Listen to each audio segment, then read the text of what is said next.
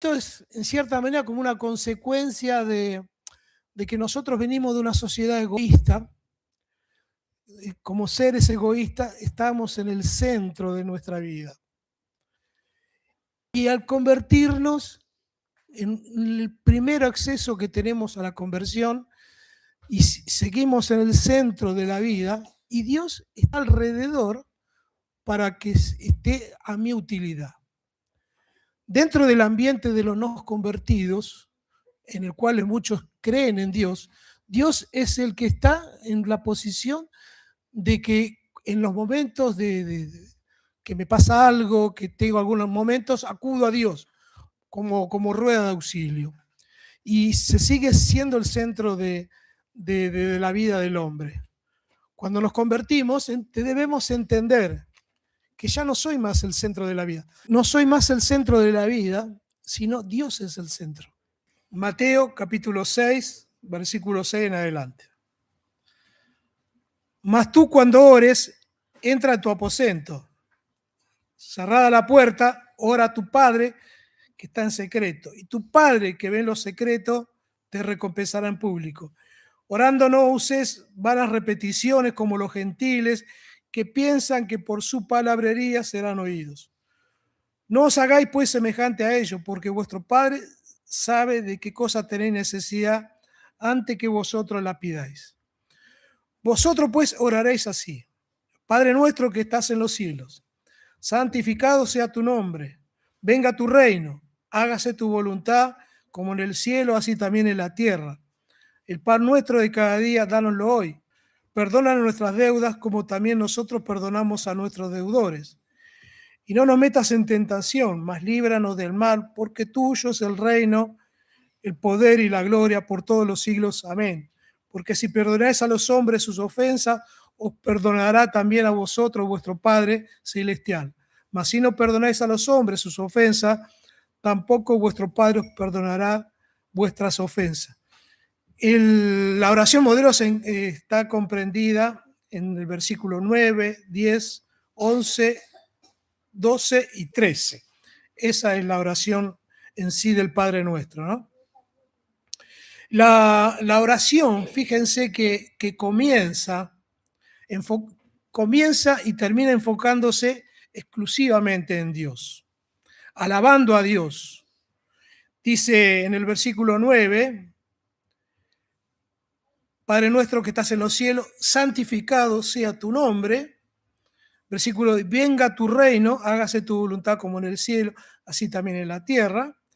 Y finaliza diciendo, porque tuyo es el reino, el poder y la gloria por todos los siglos. Amén.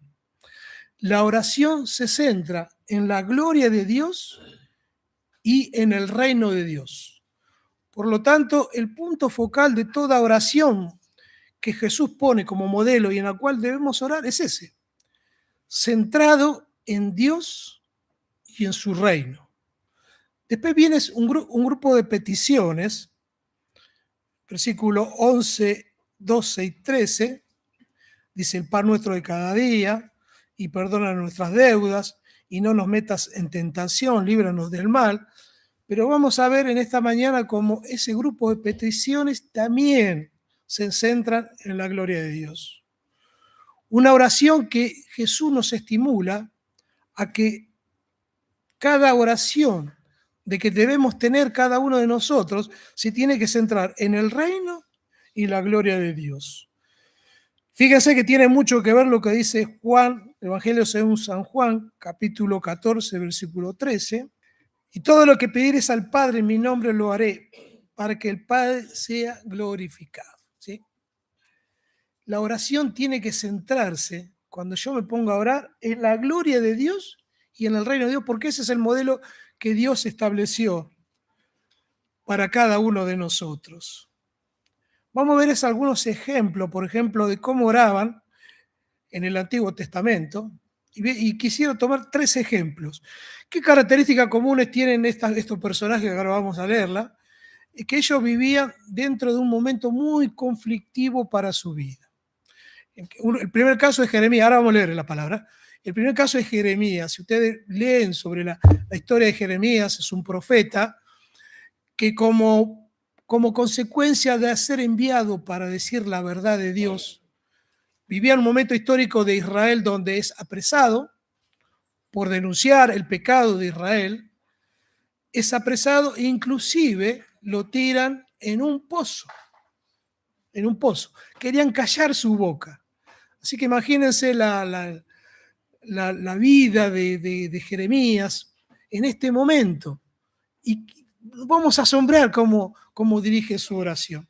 El otro caso es Daniel, el profeta Daniel, en los tiempos donde el pueblo de Israel es llevado cautivo, primero por los babilónicos y después por los medos y los persas que toman esa situación, pero vive muchos años siendo esclavo.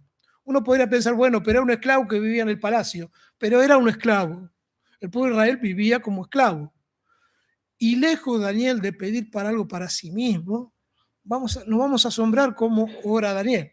Y el otro caso es Jonás. De Jonás se ha dicho mucho de Jonás, bueno y crítico sobre la vida de Jonás. Pero Jonás fue enviado a predicar, a hablar de Dios en Nínive, ¿se acuerdan? Yo sé que ustedes lo saben. Fue enviado a hablar en Nínive, él se opuso.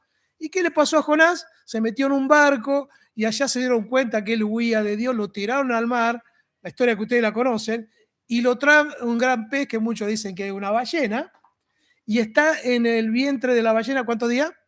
3 días, muy bien, ¿eh? 3 días, y después lo deja en tierra en Nínive y habla. Pero también hace una oración desde el vientre de la ballena que también nos asombra. Jeremías 32, 16 al 23. Después que di la carta de venta a Baruch, hijo de Nerías, oré a Jehová diciendo, él estaba en el pozo, Jeremías estaba en un pozo por hablar de Dios. Oh Señor Jehová, he aquí que tú hiciste el cielo y la tierra, con tu gran poder, con tu brazo extendido, ni nada que sea difícil para ti, que hace misericordia a millares, castiga la maldad de los padres en sus hijos después de ellos. Dios grande, poderoso, Jehová de los ejércitos tu nombre, grande en consejo, magnificado en hechos, porque tus ojos están abiertos sobre todos los caminos de los hijos de los hombres, para dar cada uno según su camino, según el fruto de sus obras. Tú hiciste señales y portentos en la tierra de Egipto hasta este día, en Israel y entre los hombres, y te has hecho nombre como se ve en el día de hoy. Y sacaste a tu pueblo Israel de la tierra de Egipto con señales, portentos, con mano fuerte, brazo extendido y con terror grande.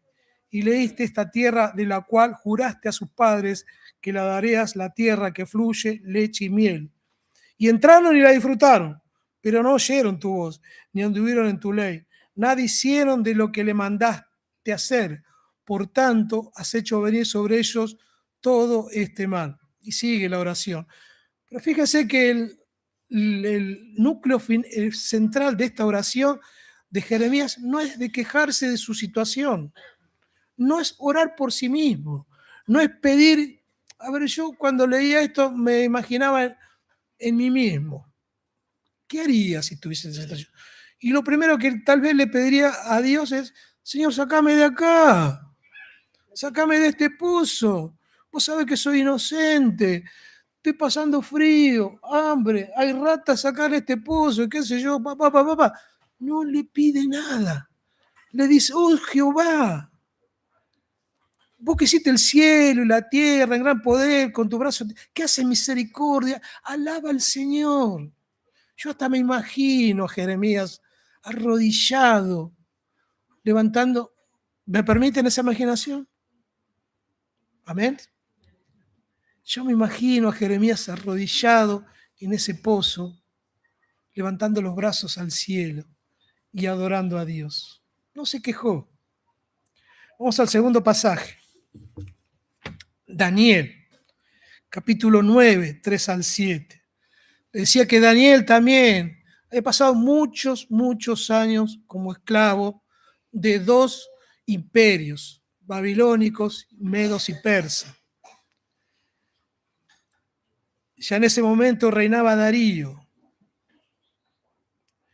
Y dice en el versículo 3, y volví mi rostro a Dios el Señor, buscándole en oración y ruego, en ayuno, cilicio y ceniza.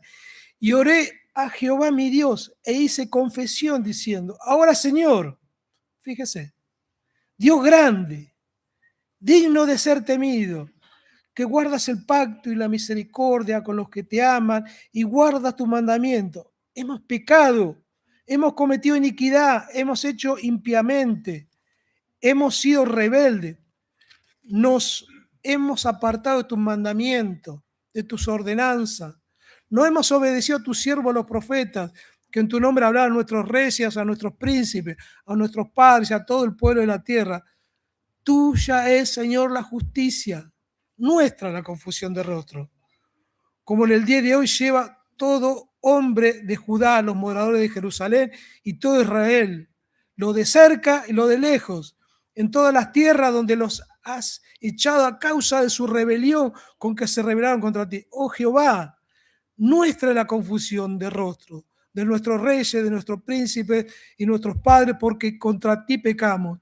De Jehová, nuestro Dios, es el tener misericordia, el perdonar, y aunque contra él no hemos rebelado. ¿Sí? ¿Sí? Fíjense como también Daniel, lejos de pedir algo para sí mismo, se enfoca en todo el pueblo de Israel, lo de lejos, lo de cerca, lo que fueron llevados de aquí para allá, y alaba al Señor del cielo y agradece por toda su vida. Daniel. Y el último era Jonás. Solamente un versículo le voy a leer de Jonás. Es en el versículo 7 del capítulo 2. Todo el capítulo 2 es una oración, pero el versículo 7 dice, cuando mi alma desfallecía en mí, me acordé de Jehová, y mi oración llegó hasta ti en tu santo templo. ¿Sí? Jonás reconoce de su pecado y su rebeldía, y acá dice, mi alma desfallecía y me acordé de Jehová. Mi oración llegó hasta su santo templo. Son modelos, tomé algunas nomás, de las oraciones como en el medio de un tiempo muy difícil, su oración estaba centrada en la gloria de Dios y su reino, no en sí mismo, ¿no? Mi primera pregunta, ¿cómo oramos nosotros? ¿Cómo oramos nosotros? ¿Cómo vamos a Dios en ese aposento, en ese cuarto, cuando dice cierra la puerta y ora a tu Dios? ¿Cómo vamos? ¿Cómo encaramos la oración? ¿Adorando a nuestro Dios o presentándole la lista de peticiones que tenemos hecha, ¿no? Estos hermanos no reclamaron nada para sí mismos, oraron a Dios. En la oración del discípulo comienza con la expresión Padre nuestro. Esto tiene un significado, ¿no? Hasta ese momento le decía que los discípulos sabían orar, pero el pueblo judío no se expresaba ante Dios con ese grado de intimidad. Ellos tenían un Dios soberano, sentado en su trono, justo, que iba a hacer juicio sobre las naciones, santo, todas esas virtudes de Dios la conocían, pero un Dios muy lejano para sus vidas. No, ni siquiera ellos decían nombre para él, no le decían por su nombre, porque le estaba prohibido, pero Jesús trajo hacia ellos una cercanía de Dios. Y dice, cuando ustedes oren, dígale, Padre nuestro. O sea, le da a entender que es un Dios cercano a cada uno de nosotros. Entren a la oración sabiendo que Él está cerca de ustedes. Padre nuestro, que estás en los cielos. Es como el encuentro íntimo de un hijo con el Padre, que se pone a charlar. Y después de eso, Jesús, en cada una de las menciones que hace referente a Dios, lo menciona como Padre y le da alguna enseñanza concerniente a ese Padre que uno va a orar en la intimidad. Por ejemplo, en Mateo capítulo 7, no lo vamos a leer, pero habla, dice, seguramente lo conoce este pasaje, dice que todo hijo humano, natural, que si le pide a su padre, dice, un pan, no le va a dar una piedra. ¿Sí? Todo, dice, padre, que su hijo le pide un pescado, no le va a dar una víbora. ¿Lo conoce ese pasaje? ¿Cuánto más vuestro Padre sabe dar buenas a sus hijos? Dándole a entender, el Padre sabe qué es lo mejor para vos, qué es lo mejor que vos te conoce y sabe lo que mejor te corresponde. En el capítulo 6, a partir del 25, habla que Dios que alimenta las aves del cielo, viste a los lirios del campo, ¿cómo no va a saber proveer para cada uno de nosotros? O sea, Dios nos provee y sabe de qué necesidad tenemos. En el capítulo 10, versículo 29, hay una mención que hace Jesús también de la característica de ese Padre a quien vamos nosotros, y dice que no cae un pajarillo a tierra si el Padre no lo sabe. Y después, subraya después, hasta todos vuestros cabellos están contados. Mira si te conoce el Padre. ¿Sí? Sabe lo que necesitas, sabe darte lo mejor, conoce cuántos cabellos tenés sobre tu cabeza, o sea, conoce bien, bien nuestra vida. Y aún en la introducción de esta oración, dice, el Señor le dice, en el versículo 8, no pues haga semejante a los gentiles. Él sabe, el Padre sabe de todas las cosas que tenés necesidad antes que se las pidáis. Fíjate si sabe de cada uno de nosotros. Se dice, no lo conté, pero si ustedes quieren contarlo, que Jesús menciona a Dios en los evangelios más de 70 veces, le dice Padre. Más de 70 veces. Hay una sola mención cuando no lo nombra Padre, es cuando está en la cruz. Le dice, Dios mío, ¿por qué me has desamparado? Eso no es una casualidad. En ese momento de la cruz, Jesús llevaba sobre cada uno de nosotros el pecado de todo el mundo. Por lo tanto, se rompió esa intimidad entre el Padre y el Hijo como consecuencia de que Cristo llevaba el pecado de todos nosotros. Dice que el Padre apartó los ojos del Hijo y se rompió esa intimidad. Por lo tanto, Él no pudo decirle, Padre, Dios mío, ¿por qué me has desamparado? Nos habla que el pecado corta esa intimidad. El pecado que transportaba en el cuerpo de Cristo cortó esa intimidad entre el Padre y el Hijo. Por lo tanto, el pecado que pueda haber en nuestra vida corta esa intimidad cuando vamos a Dios. Inmediatamente después de la resurrección de Jesús, el Padre lo resucitó aceptando ese sacrificio y esa redención sobre nosotros en su cuerpo, vuelve a llamarlo Padre. Jesús se aparece a sus discípulos y lo quieren tocar. ¿Se acuerdan de ese pasaje? Le dice, no me toquen, todavía no he subido al Padre. Ya lo vuelve a mencionar como Padre.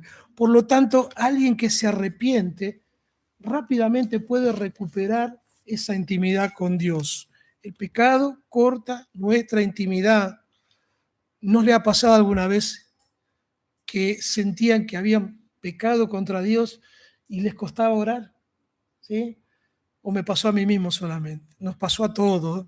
En un momento patinamos, mucho o poco, pero nos costaba hasta orar. Nos sentíamos como ese publicano de que ni siquiera quería levantar los ojos al cielo, porque no podía orar. Eso es consecuencia del pecado. Corta toda intimidad con Dios. Pero le decía que en el tiempo de intimidad, acá vamos a orar, ese Padre conoce perfectamente de nuestra vida. Así que conoce de mis gozos, de mis dolores, de mis tristezas, de mis anhelos, de todas las emociones que tenemos, nos conoce tal cual cada uno de nosotros. No vamos a un Dios desconocido como hacía Israel. Vamos a un Dios a hablar con Él que nos conoce, tal cual, como somos cada uno de nosotros. Le decía que la oración es una adoración a Dios. Comienza la oración del Padre Nuestro adorando a Dios y finaliza adorando. Pero aún las peticiones, yo le decía, son parte de una adoración. Fíjese, vamos a verlo. Hay 3 peticiones que están anotadas en el versículo 11, 2 y 3. El pan nuestro de cada día, nuestras deudas o nuestros pecados, depende de la traducción, y habla de que no nos metas en tentación. La mejor traducción no es esa, no nos metas en tentación, porque Dios no nos mete en tentación, sino que la mejor traducción por ahí está dentro de la versión católica. No deje caer en tentación, dice la reina, la iglesia de Jerusalén, ¿sí? No nos deje caer en tentación. Y hay otra traducción que dice que nos guarden en los tiempos de tentación, ¿sí? Pero bueno, son las 3 peticiones que dicen: el pan nuestro, nuestras deudas, no nos metas en tentación. Hay una particularidad en estas 3 peticiones que se dicen en plural.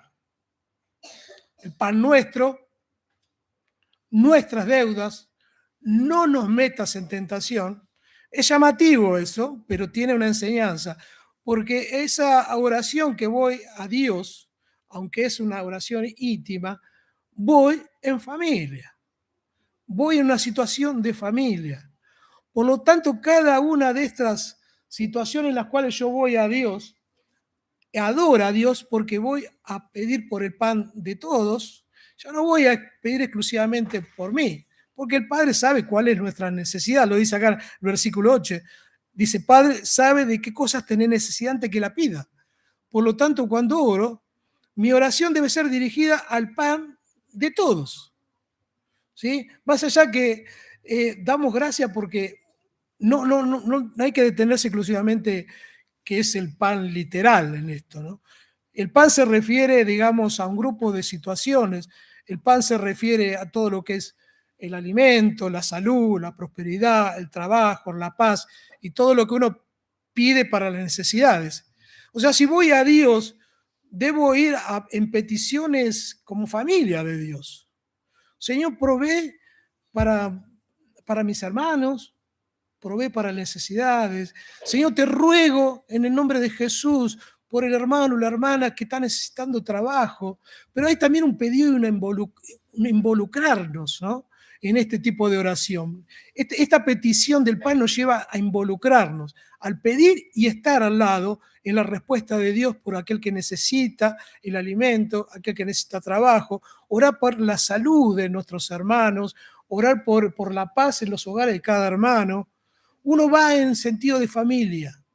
El pan nuestro nos habla que no salimos de esa situación egoísta que yo le decía, de ir con el listado y pedir para mí mismo, sino voy a orar por el cuerpo de Cristo, por la familia de Dios, y aún orar por aquellos que son parte de nuestro entorno, porque es lícito y es bueno orar por aún los inconversos, que Dios bendiga con el pan de cada día, sobre los hogares de los vecinos, compañeros de trabajo, que Dios ayude a nuestra nación a salir de esta situación económica.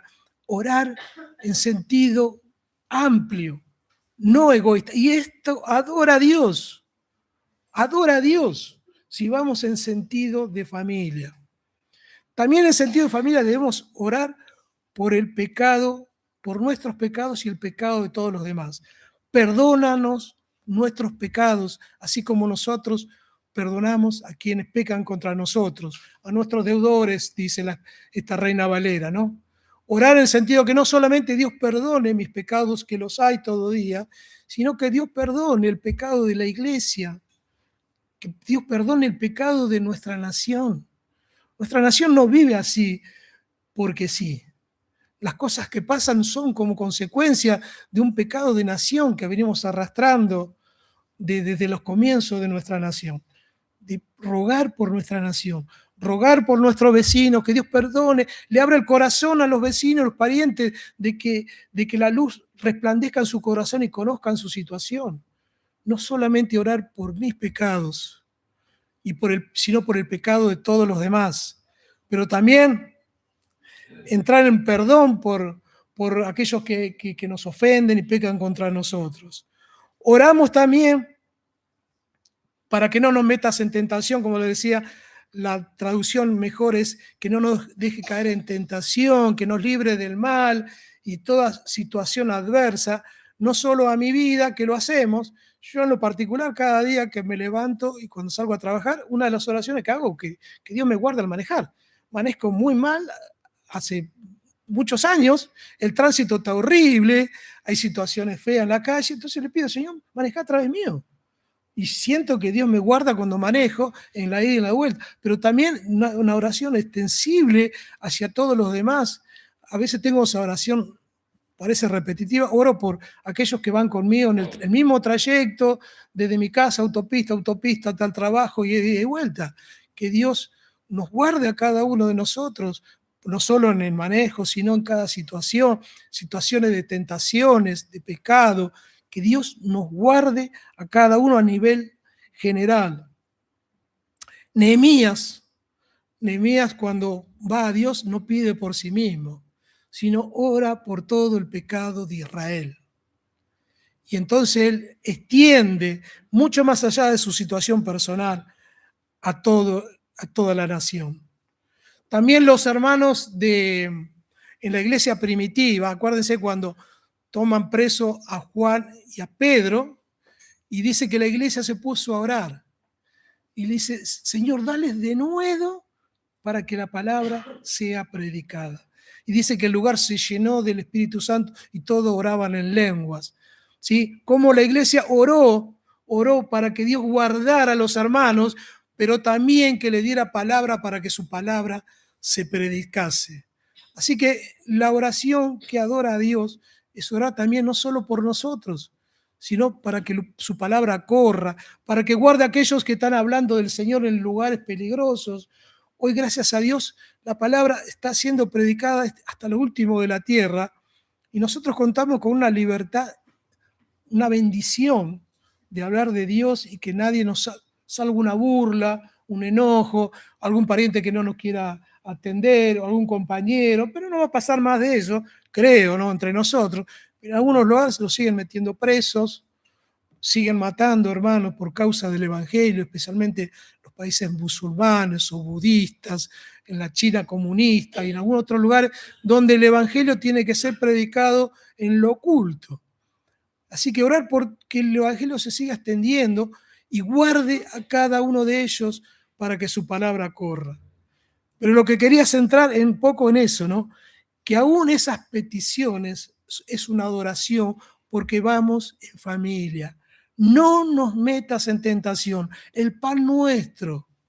Perdónanos nuestras deudas. Vamos como familia a adorar a Dios. Las tres peticiones que les decía que está relatado, versículos 11, 2 y 13, comienzan en el versículo 9. La primera petición comienza en el versículo 9, cuando dice, Padre, santificado sea tu nombre. Por lo tanto, todas estas peticiones que vienen detrás están atadas a que su nombre sea santificado.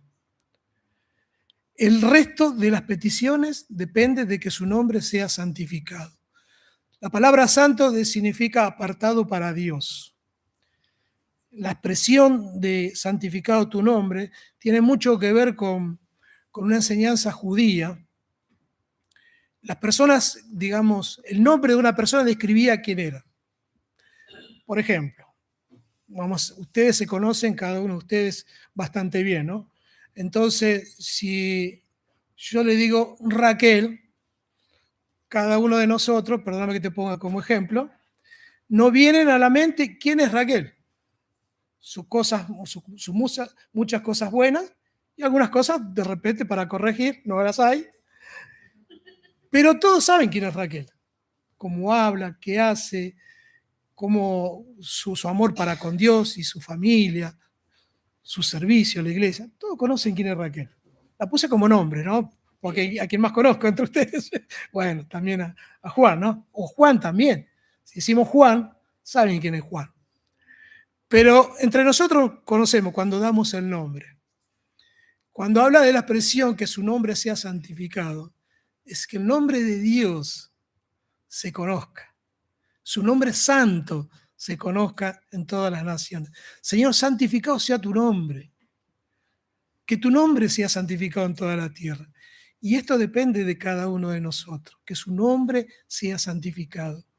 Hoy a veces estamos dentro del medio de conversaciones, los que trabajamos en ambientes grupales, donde lamentablemente su nombre no es santificado.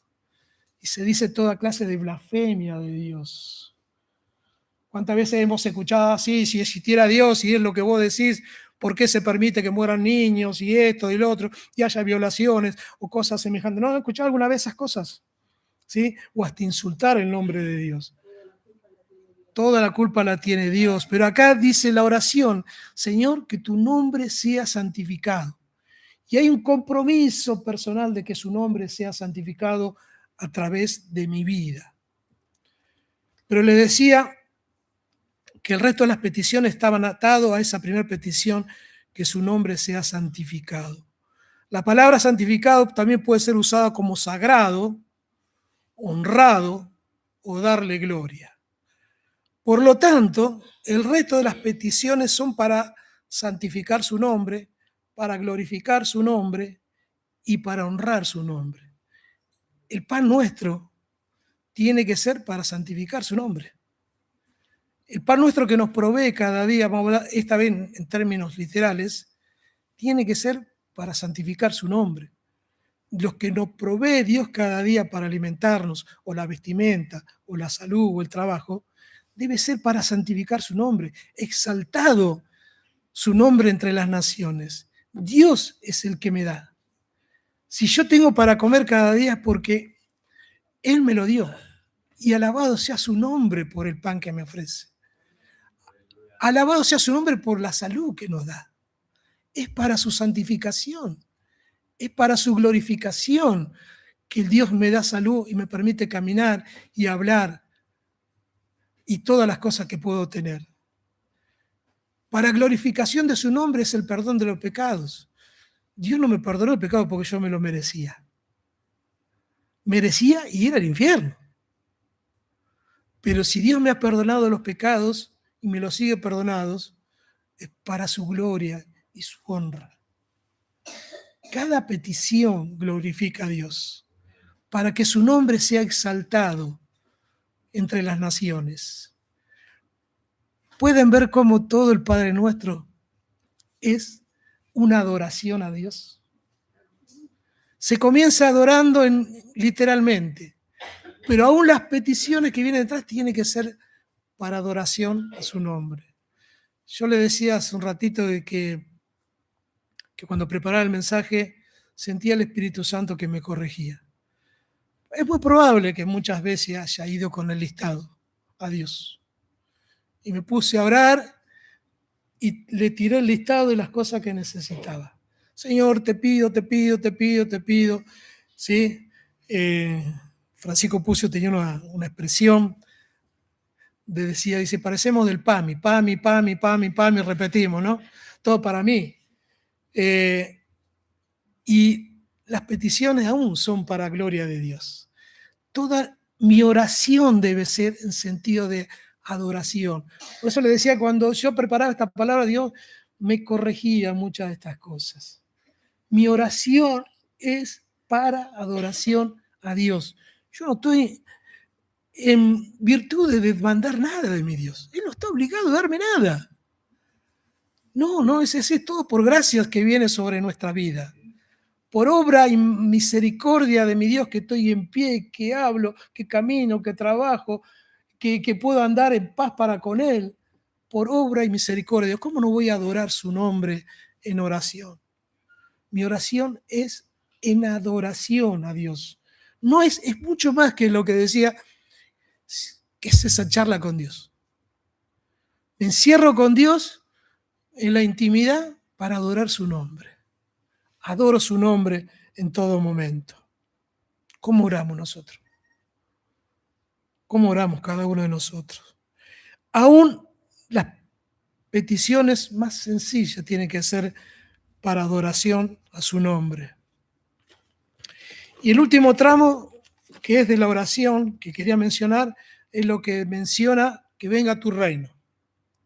La oración dice, venga tu reino y hágase tu voluntad. Está dentro del asado de lo mismo. Pero también venga tu reino y hágase tu voluntad es una adoración a Dios. Porque cuando viene su reino, su gobierno sobre nuestra vida, empezamos a mostrar las virtudes de Dios en cada uno de nosotros. Somos un reflejo de su santidad, de su justicia, de su misericordia. Quien Jesús dijo, el que me ve a mí ha visto al Padre, ¿verdad? ¿Sí? Pero Él ascendió a los cielos y dijo, va a venir el Consolador sobre cada uno de nosotros y el Espíritu Santo reposa en vos, en mí y en cada uno de sus hijos. Por lo tanto, el que habita en mí tiene que mostrar al Padre también. Mi vida tiene que mostrar al Padre a través de su gobierno. Venga tu reino es una adoración y venga tu reino es ahora, en este tiempo y no en el futuro.